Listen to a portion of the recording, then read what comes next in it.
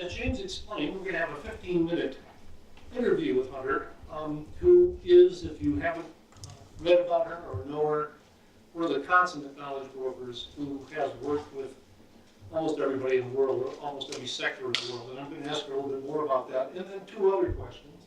We'll pack that into the first 15 minutes and then we'll break to come up with more testing questions for us.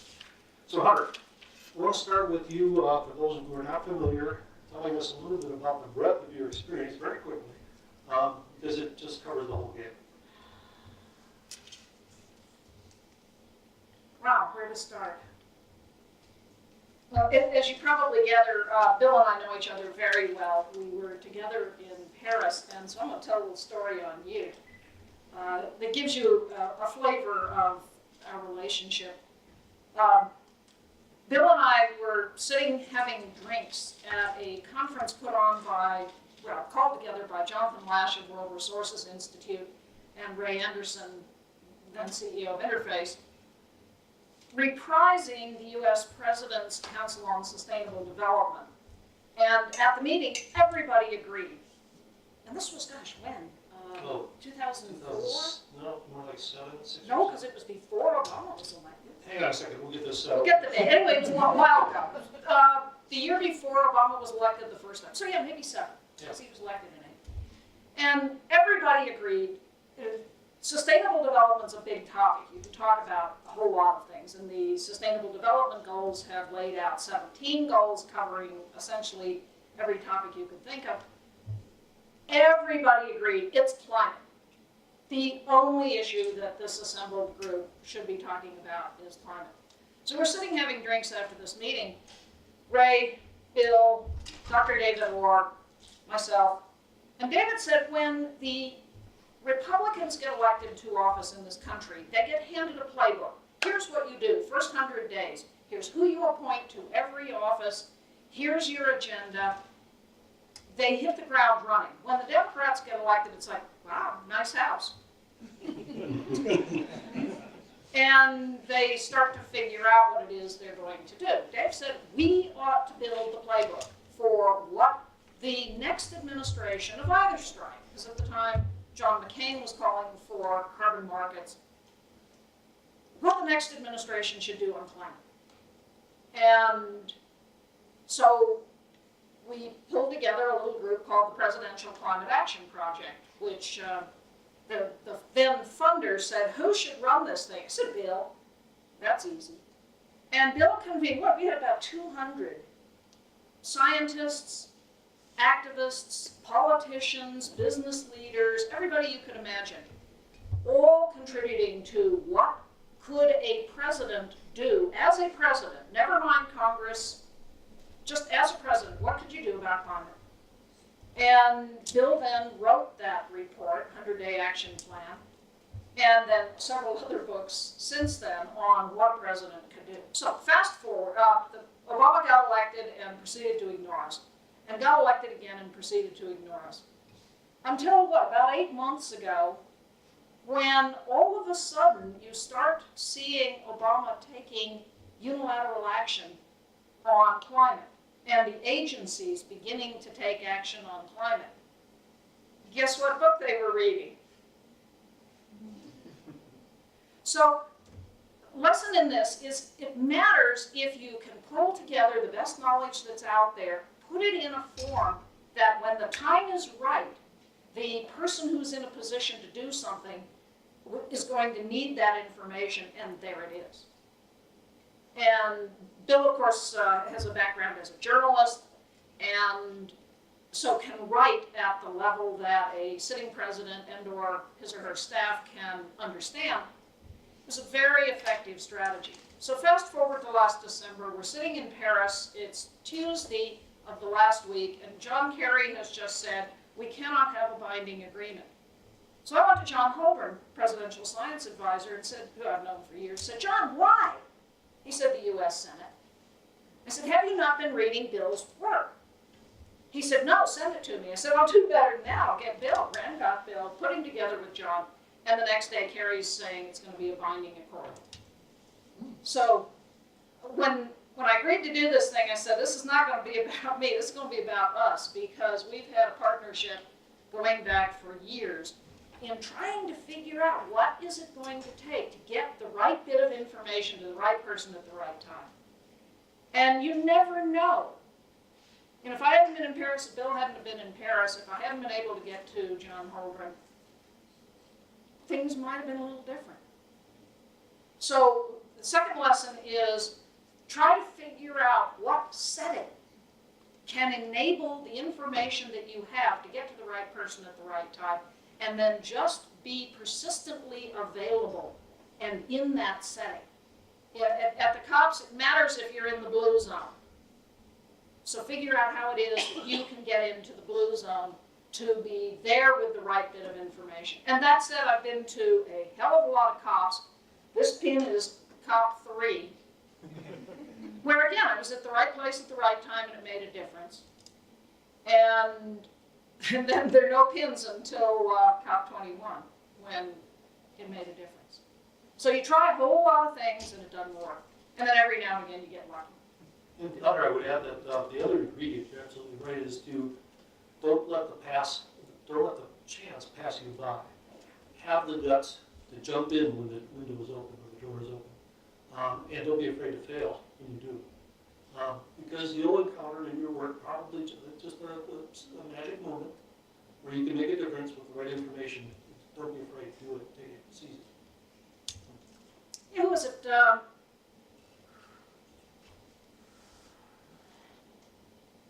Peter Schwartz, I believe, who had an opportunity to get the right bit of information to the guy in the Pentagon who had for years and years and years been beavering away doing this arcane research on the risk of climate to national security. And they took the shot, they published that report, they both got cordially invited to leave the Pentagon, and that has now enabled this whole conversation about the role of climate and the risk of climate to national security to enter the dialogue. So sometimes take the shot and know that there are going to be consequences, but as we all know, we are up against it. Anything you can do, any time you can be in the right place, have access to the right person. Don't think, oh, well, this will come around again. Step up, take that moment, and do everything you can to get the information where it needs to be. I think the other thing I learned with Hunter in PCAP was this part of putting thought leaders together. That, don't feel the burden to be all-knowing yourself or all-credible yourself. I was not known. I'm still not that well-known.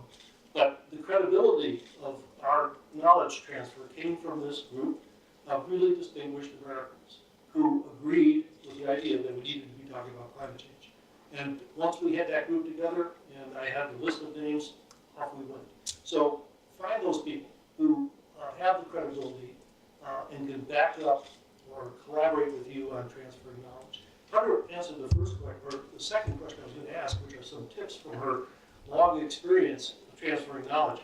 I'll just answer the first question for her, and that is, she has worked with every sector out there, with industry and business and government and NGOs and international negotiators. I don't know anybody who has more experience or broader experience or longer experience doing what you all are talking about here today. So she's a tremendous resource, and when you break into your little groups, I hope you come up with some really provocative questions to draw her out. So you talked about some of the tips, I guess. Why don't you expound some more on the lessons you've learned and all this work you've done about brokering? What are some of the tips you would give to this group about, besides the ones you've already done, about how to broker knowledge with this whole array of audiences? Learn to speak the language of the person that you're going to try to influence. Decide who your target audience is, and then realize that you probably don't speak the way they do. So go on their website and copy how it is they phrase things, how they lay out a page, the kinds of words they use, how they describe themselves, and that will make you comfortable with that, or to them, they will become comfortable with you, that you know what you're talking about because you're reflecting them. We tend to want to tell people what it is we know, how it is we know it, with the scientific rigor that will prove that we're right. And the truth is, most people don't give a damn. Most decisions that matter get made on a different basis. They get made on a difference of, do I like you? Am I comfortable with you? Do I trust you? And those grounding principles are, in many ways, vastly more important than the technical information that you have. Sad state of affairs for people who care about rigor, who care about science, who care about getting it right. And it's one of the reasons that scientists, the research community has been so ineffective in conveying this message. The other side has been brilliant in hiring the best media, the best marketers, the best messengers, and they take the content that they want to put out and test it rigorously in how does this phrase translate to the audience they're trying to reach. And if it doesn't work, they change it all and they go again. And when they have a phrase, a way of saying something that communicates, they ram it home. We say something once, and we're done. We said it. They have the knowledge. And then we're surprised that it hasn't made any difference. Yeah, one of the principles of communication is repetition. I can't remember how many times they tell you to repeat it, a few, so don't be afraid to do that. And to follow up on Hunter's comment about language, you can detect, and this is pretty obvious, but you can learn a person's vocabulary by looking at their annual report or what they've written in the past, and sort of adopt that language, become multilingual, so that you're not just speaking in your language, but also theirs. And Hunter Scott was harking back to 2 days ago when we were talking about the elevator messages. And I said this by way of repetition. You got to be important. You got to talk to what you can do for the person rather than what you do. What you do is secondary to what you can do for the person you're talking to. What you do adds the credibility to what you can do for the person you're talking to. But elevator message number 1 is, hey, I know what you're after, and I think we can help. Okay. Last question. How are you doing, James? Yeah, you can ask the last question. Okay. I'm going to ask Hunter to give up some of her trade secrets about how you get money to do the work you do. I can prod the pump perhaps with one thing that I've learned, and that is the importance of the first impression, not just in terms of whether they like you, but in terms of whether you can deliver. So if you land a grant, deliver on that grant, deliver what they want. And if you do, you'll establish a reputation for deliverance. And the thing is, among all these funders, they spend a lot of money that gets wasted, I'm afraid. At least that's my impression. Because there's a lot of people out there who make a good pitch, but they don't make a good product. So be sure that that first impression about your work that you create is to really deliver. I was able to do that with my funder, and I've had a patron for 10 years now who supported me, and I've never had to go back to asking for more grants, just because this person knows that he'll get the worth for his money. So I'm not bragging about that, it's just a practical lesson. So that's one tip. Hunter, how did you get your money? When I founded Natural Capitalism, we decided not to beg for money, but to earn it. And so we began working with the corporates and delivering what it is that they needed. And have done that very successfully for about 15 years now. Now, I've killed my own business model because one of the things I do is teach. And I've started 2 and helped run a 3rd MBA school in which sustainability is baked into every class. So I'm teaching my competitors. We've also helped the big consulting firms establish these practices. And so nobody ever got fired for hiring McKinsey. McKinsey now has a sustainability practice. And my students have outbid me for contracts. So we're now, which is great in a way. we're now pivoting and going back to the traditional NGO business model of begging for money. And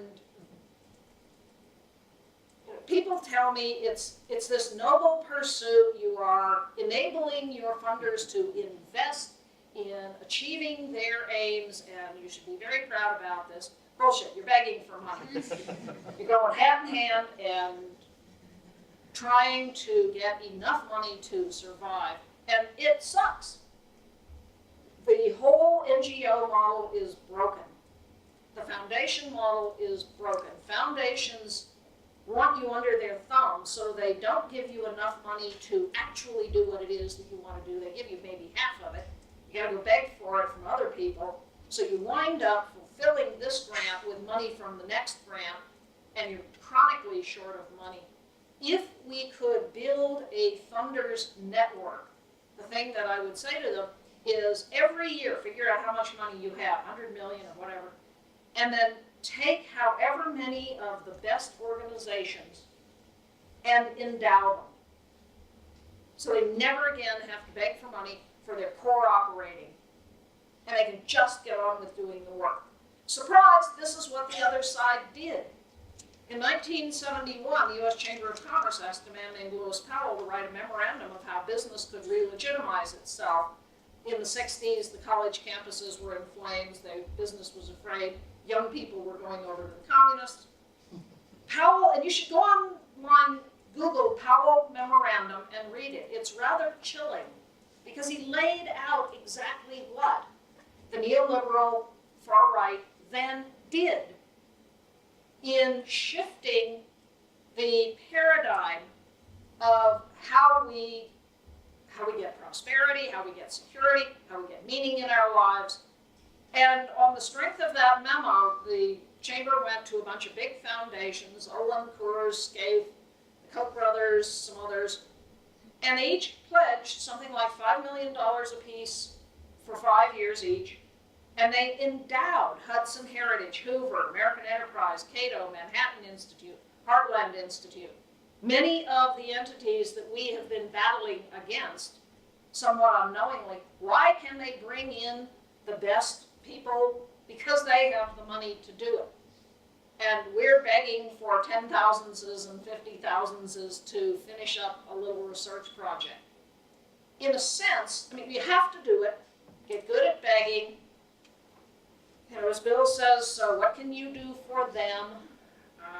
Definitely be really good at delivering. When you have a donor, treat them very nicely. But if we're ever going to break out of this, we are going to have to come together en masse, go to the really big funders in this field and say, here's the moonshot that we need.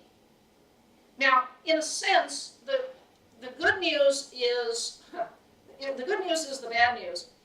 Climate is going to come up on everybody's radar more and more and more because, sorry, it is real and it is upon us and it is too late to really stop it all.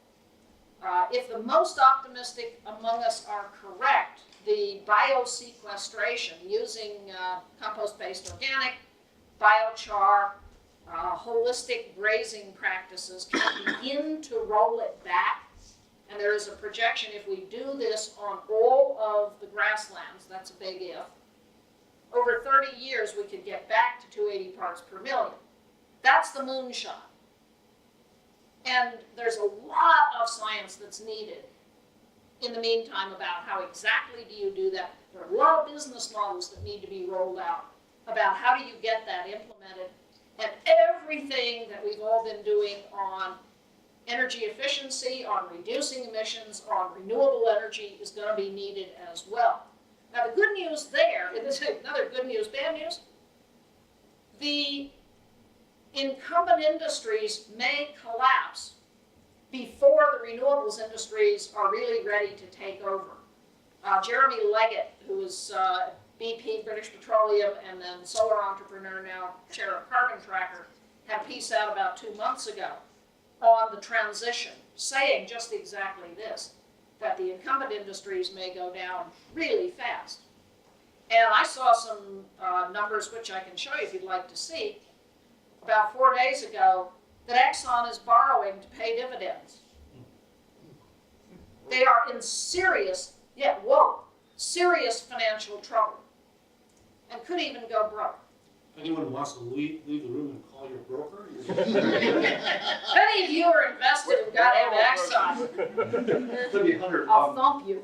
We need to break into breakout groups, but James, one more quick lesson that translates 100% in a different way. Try to anticipate the trains that are about to leave the station. Bio-sequestration, negative carbon is one of those, and if you want to know more about it, even one of us can tell you, but don't wait until the train's chugging down the tracks. Look at the one that's warming up and get on that train. Because political fashion comes in and out, causes and crises go in and out. Be aware and try to be aware in advance of what's coming down the pike. What would happen if Exxon went broke? What would happen? There might be something this group might want to do a little scenario planning on. Because none of us, I speak for myself, it had never occurred to me that that could happen. Never occurred to me Peabody would go broke either. But I did know that there are hundreds of small oil companies now going broke. And we have to give these folks a chance to come up with their questions. And James, I don't want to preempt you, but I think what we decided was that each of the groups, come up with 2 questions. Question A, which you really want to ask, but if somebody has already asked it, you got question B, right? So your first question, and then I'll back up.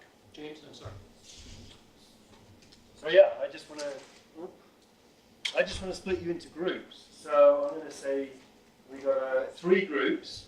We're going to say roughly that end of the room. To understand and believe, get climate change, but they're afraid to say so. It's a strange dynamic right now. 63% of the American people, according to a Gallup last March, are worried about climate change. You would think that it would be an issue in the U.S. Congress. It all comes down to money. It all comes down to campaign contributions and the perverse campaign financing system we have in the United States, where anybody can give any amount and they don't have to say who they are. So money controls Congress. Sad fact. And what I would love to see is the American people rise up, those 63% rise up and put somebody in Congress who will deal with climate change and represent their fear. So, Americans care about, and I argue all people, care about 3 things: prosperity, security, and meaning. So why is it not a campaign issue? Because climate activists have not framed it in terms of prosperity, security, and meaning. We frame it in terms of environmental issues. People care about the environment, but not with the urgency that they care about prosperity, security, and meaning. So to the extent that we can frame it in those terms, we will get better traction in political discussions. And it's easy to do, but it's unfamiliar to most of us who look at the science of it. The first President Clinton was right. It's the economy, stupid. So what are the economic implications in your community of climate change? Good and bad. yeah, the Hunter's absolutely right. I want to give an example that Vicki raised a little bit ago. One of the things I'm doing in my project now is writing position papers for the transition teams of the 2 presidential candidates, Donald Trump and Hillary Clinton. And I'm addressing the same topic in each of these papers, but in a totally different way. Hillary Clinton has come out understanding climate change. She's come out with a detailed plan of how she's going to deal with it, so I talked to her about climate change. Donald Trump, it's all about jobs. It's all about the economy. It's all about how to create more businesses and more workers and jobs for workers. So it's just what we were saying earlier. It's a matter of translating into the language of the person you're talking to. Jobs, jobs, jobs, jobs, jobs. Good, and on the notion of how do you get on the train before it leaves the station, if the projections are correct of artificial intelligence eliminating 90% of jobs, jobs is going to be an ever more important issue. So hammer away on the jobs potential of energy efficiency, renewable energy, of the climate transition. We don't even ever have to mention climate. You just talk about the things that will solve the climate crisis and deliver jobs. And one of the things that we want to work on is how to take over Congress with artificial intelligence. So there's no more humans. So we have some intelligence. Yeah, so there's some. Okay, who wants to be group two?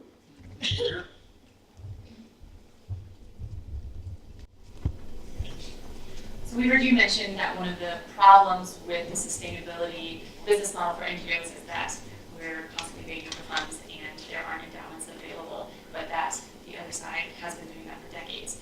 What do you think the barriers are for the sustainability NGOs and us on that side of things, this side of things, to move toward having those endowments available so that we can do our work without them? Our side is a bucket of crabs. Anytime any of us start to get elevation, the rest of us claw them down. No, they're not really any good. I'm the one you should give the money to. We see it as a zero-sum game. We're in competition with each other for funding because there is so little of it. And so in order to get the big donors to put real money into this, we're going to have to show that we're working together. And we're going to have to start collaborating in meetings like this and coming up with really bold initiatives that everybody wants to be a part of funding that we do together. In a way, the MacArthur Powerball lottery that is now out there, $100 million to solve some really big world problem, may have a good impact in that. I mean, they're going to give it to some university to solve cancer. None of us are going to get it, but it is forcing a lot of us to clump together and to begin to think collaboratively about how would we do a really big project together. In my little world right now, these two transition teams are being hit with a tsunami of ideas. There's all these separate groups from whatever political perspective sending loads of ideas about the agenda they hope that the next president will adopt. And with that much clutter, I'm wondering how many of those recommendations will actually take hold. So what I'm trying to do is facilitate a meeting among all the green groups that are generating recommendations for after the election and try to come to consensus on a 100-day plan. Very clear, very doable 100-day plan for the next president. So, and everybody's been willing so far, which is really pleasant. But if you understand the dynamic of these groups, especially the NGOs, they thrive on controversy, they thrive on membership and dues. So it isn't in their financial interest often to collaborate with someone else because they want to be the one who gets the members and dues. One of the most disappointing things in my career was back in the 1970s. I was a newspaper editor in a little town that was flooded regularly, and the Corps of Engineers wanted to build a levee around the town. And I and a couple of other people thought it was a better idea to simply move the town to higher ground. And the Corps didn't want to do that. The Sierra Club partnered with us in trying to teach them the logic of doing this. And we did move the town. The Corps didn't participate, we found another way to do it, but the disappointment was the Sierra Club, rather than going and helping other towns do this, decided to fight dams. There's two ways you can handle this. You can fight dams, or you can find a solution. They were interested in the solutions. They were interested in the fight because that's what drew members. So that's kind of a sad commentary, but I see little signs of collaboration, and we do have some billionaires jumping in on the left side too, like Tom Steyer, which is hopeful. And check out We Mean Business. It's a new coalition of groups put together in large part by Richard Branson's B Team and Carbon Disclosure Project and Climate Group. They have 6 million businesses around the world who are pledging to take action on climate because they collaborate. And they've got a billionaire behind them. What's the question from group number 3? Which, by the way, is my favorite group. I didn't want to take it last year. Appreciate a lot of confidence there. The short version of our question is, what do we do on Monday? Okay, so Hunter's nodding your head. I don't think I need to give her the wrong version. Repeat the question, please. What do you do on Monday?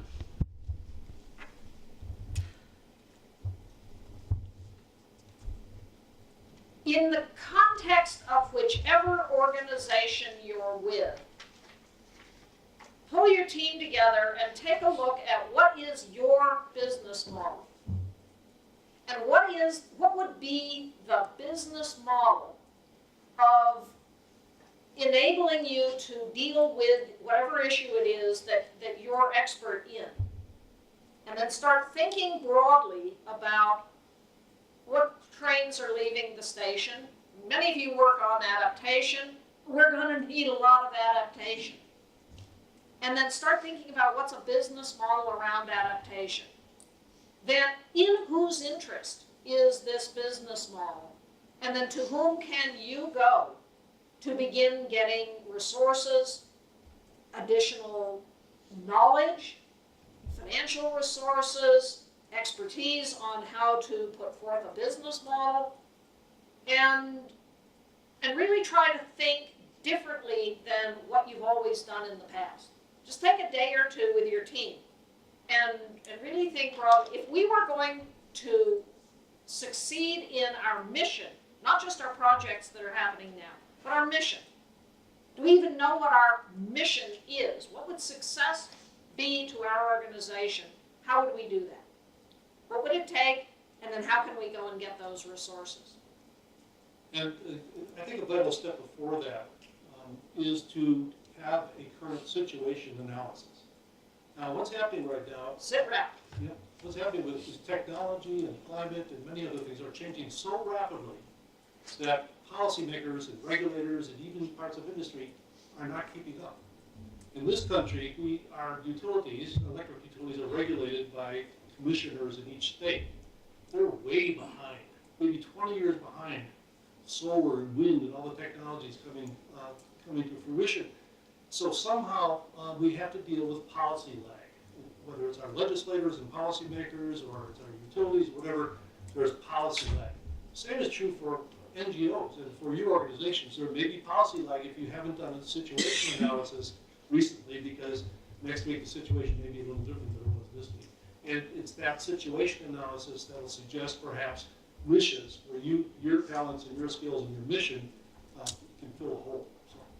Yeah, take a look at the work of a guy named Tony Seba, S-E-B-A. You can Google him. He's got various YouTube videos. He believes that inevitably, because of economics, by 2030, the world will be 100% renewable energy, not just electricity. If he is correct, another big if, that will transform the entire economy. It will transform politics in all the oil-dependent countries. And right now, Venezuela is in trouble because the Saudis have decided to dump oil. Why are the Saudis dumping oil? I talked to an investor who said, it's very simple. The Saudi royal family is from the west of Saudi, the oil's in the east, under the territory of the Shiites. The royal family is Sunni, they hate each other. They are stripping the asset of their mortal enemies, which is to say oil prices are likely to be fairly low rather durably. What does that do to business models of a whole lot of industries? And if we now, because of technology shift, get off of oil, I mean, this is even worse news for Exxon. What if Exxon goes broke? What's it going to do to the work you're doing, to the issues that you're facing? Just start thinking broadly, and then, of course, have somebody, a young person who loves being on the internet is a great person to assign to follow the Twitter streams of a lot of the groups that are reporting on these technologies as they're coming out. And just post a regular running list of changes that are going to affect your business. I think you might want to think of your talent set and your resources as investments, as investing money and figuring out how best to invest it. Sometimes it'll be betting on the future. Sometimes it'll be taking advantage of something that's happening in the present. But think of yourself as an investor in whatever mission has to occur. To talk a second about the business side, one of the interesting things is with this dip in oil prices and the loss of a lot of oil workers here in the United States and I assume other places, we again are reminded about the volatility of these finite resources.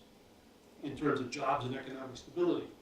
But you know, renewable resources, and especially wind and solar, during all this time, since 2014 when this volatility began, the investments have been growing. And that has been a solid, I mean, they've had little dips and things, but it's been a solid winner worldwide in terms of investment and deployment. And there you have a very stark contrast between the stability of a renewable infinite resource on one hand, that's free, by the way, once you put the hardware in, and a finite resource that's subject to the whims of the countries that produce it. And if you're talking to policymakers, that might be a case that they're willing to listen to. We're in the midst of the most profound transition of, perhaps, of human history. We are going to change everything about our economy. And because we're in the midst of it, we just don't see it happening around us. But it's going to happen at an ever-increasing speed. Little Tesla sells 300 times fewer cars than General Motors, has half the market capitalization of GM. Why? What business are they in? Right answer, but in the shorter term. The transportation revolution? Yeah, they're in transportation, but more than that, they're in batteries. And you just saw that, what, 3-4 days ago, Elon announced they are going to put in 20 megawatts of Tesla batteries to be the backup for the shortfall from the natural gas spill in California, and they'll have it in within months. Just that act, brilliant move by Elon, just that act, oh yeah, we can put batteries in.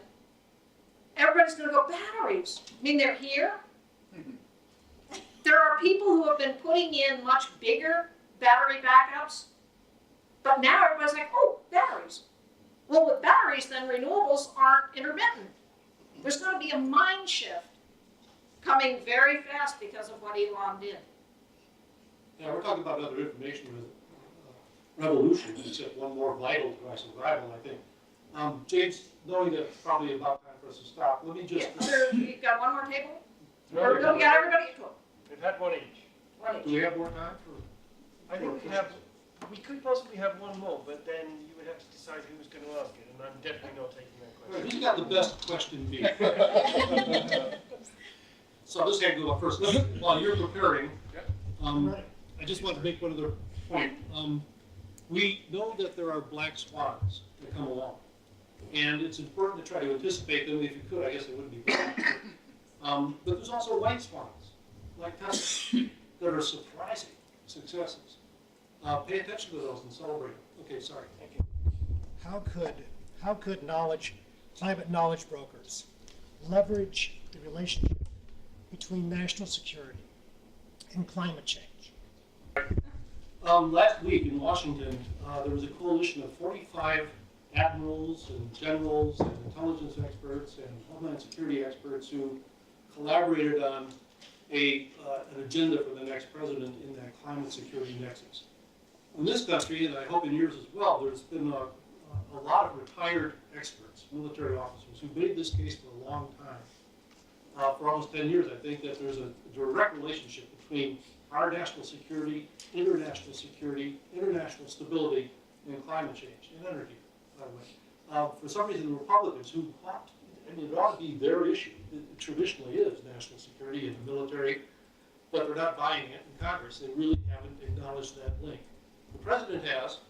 Some people, very reputable people, have said climate change is a far more important crisis than terrorism right now. It's a far more urgent crisis and longer lasting. So we have to keep, I think, hammering on the policymakers with the people who know best about what security is and isn't, and what threats are and aren't. Like everything else, as climate change begins disrupting governments, we have state failures, we have climate refugees, we have international disasters that the U.S. military has to be deployed to, and on and on and on. Defense expenditures begin to rise. We're finally going to get it. The people resisting that nexus are going to get it. But the problem will be, by that time, we're going to be spending a lot more money on lives than we probably would have had to if they got it earlier. 65 million people now on the move. Essentially all of them climate refugees.